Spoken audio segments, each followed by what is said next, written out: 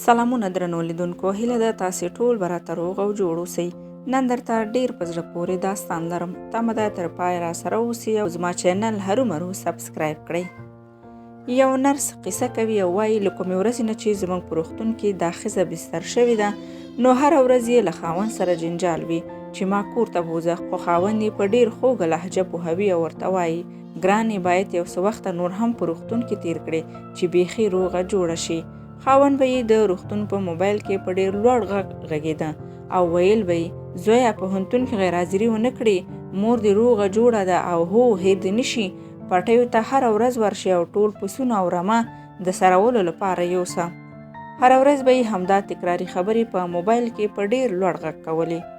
کلیوال خلکو میرمن یې له دې نه وه خبره چې هغه د مغزو تومور لري.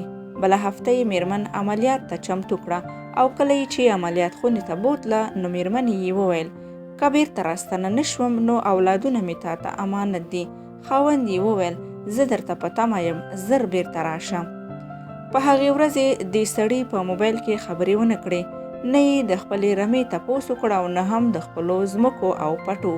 10 ساعته وروسته یې میرمن د عملیات خونې څخه راوویسته. عملیات بریالی شو، میرمن یې روغه جوړه شوه.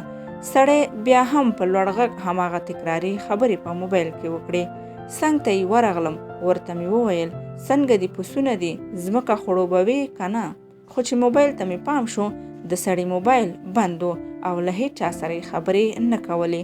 زما په خوله یې لاس کېښود او ویې ویل ارامه وایه چې میرمن مې خبرې اوري. ما د خپلې میرمنې د درملنې لپاره خپلې ځمکې او رمې ټولې وپلورلې تر څو میرمنې درملنه وکړم.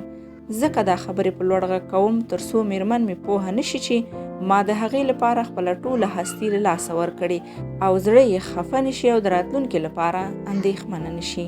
نو درنو لیدونکو، ریښتینې او پاکه مینه د هر چا په قسمت کې نه وي، نو د خپل د ژوند ریښتینې دوست او پاکې مینې په ارزښت پوه شئ او تل یې په څنګ کې اوسئ.